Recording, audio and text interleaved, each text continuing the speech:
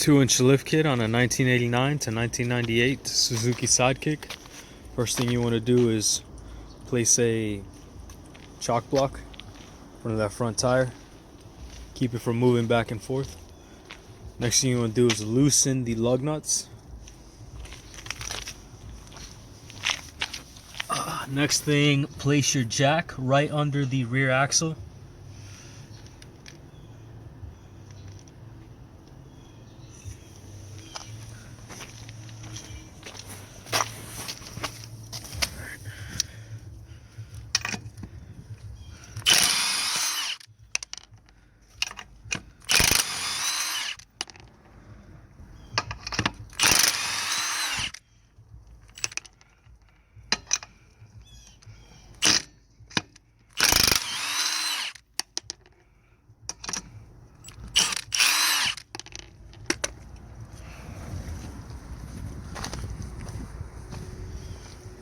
For the purpose of the video, I already did the driver's side rear wheel.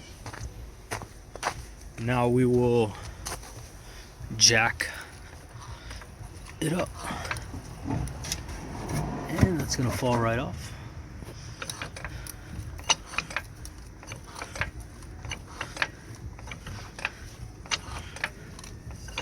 That should do it. Get these out of the way.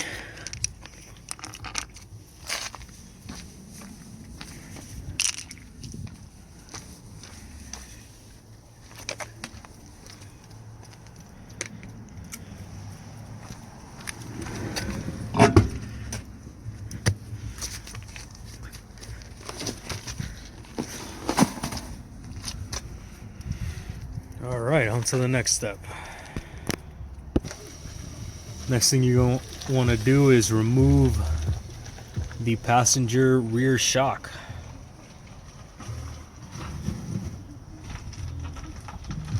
Bolts right there. All right, once you've removed your shock from that lower shock mount on both sides, you're going to let your jack drop, thus letting the rear end droop, and it makes it that much easier to remove.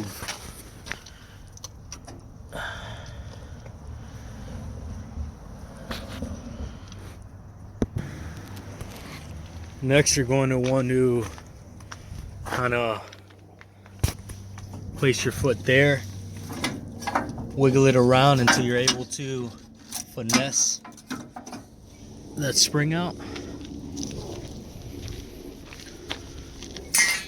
And I've already done the driver's side rear.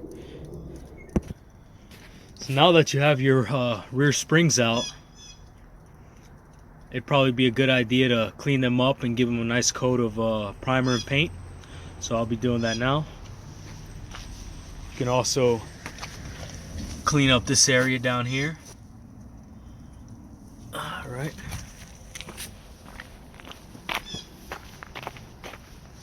And vice versa on the other side.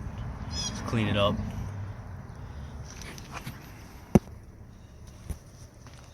For the rear, you're going to want to make sure that you grab the 2-inch pucks and not the shorter. So this one right here, I'm going to grab it and place it just like that. Go grab a rubber mallet.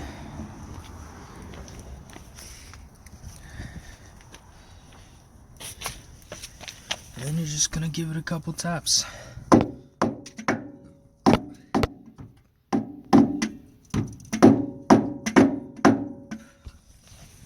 You don't have to give it a couple taps. It'll seat as you drop the suspension down.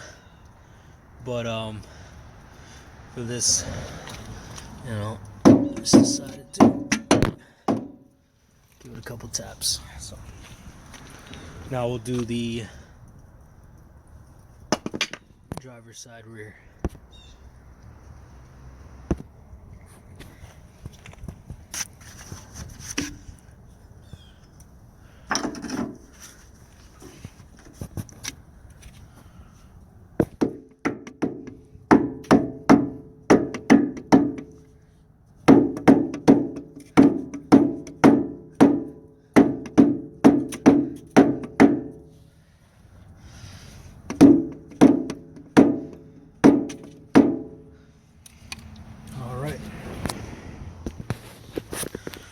So now that we have the springs all painted up, it is the reverse process that's taking them out.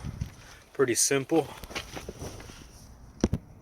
So put your foot right around here to get some leverage, right on the studs there, and kind of shake it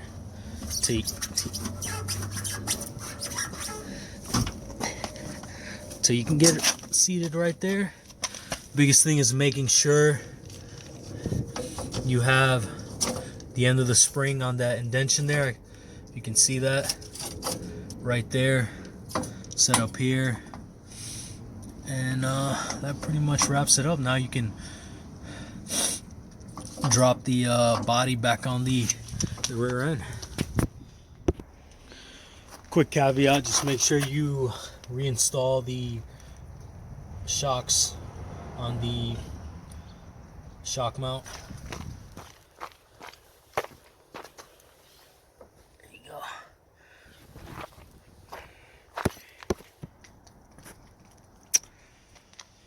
That is the stance, 2-inch lift. The rear is all complete.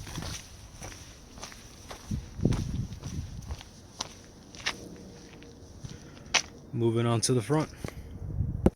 All right, once you have the car jacked up, on jacks, wheels off, first thing you're going to want to do is remove the steering linkage here. Come up top, remove this bracket here, so you can get on this little housing here and remove that nut there. Following that, you're going to want to come down, remove these three down here, 1, 2, and then 3 back there. Once you remove those, you'll go from beneath and tap them out. Following that, you will move on and remove the sway bar.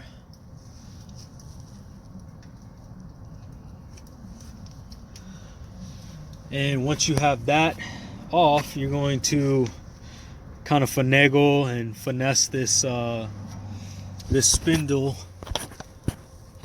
here that's connected through these 3 here. You're gonna kind of wiggle it off the control arm here, and that'll allow you to access your strut and your spring here, and we'll do that now.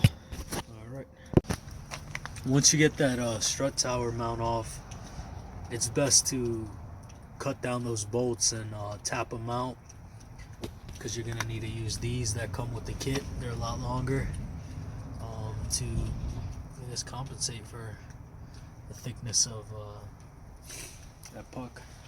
All right.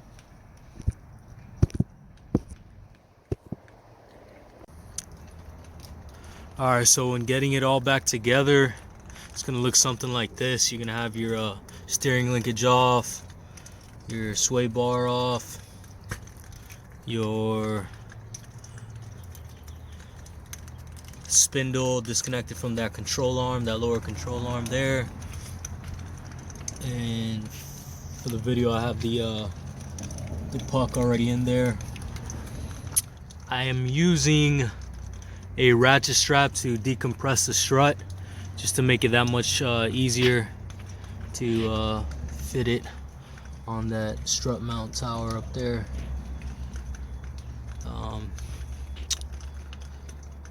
right.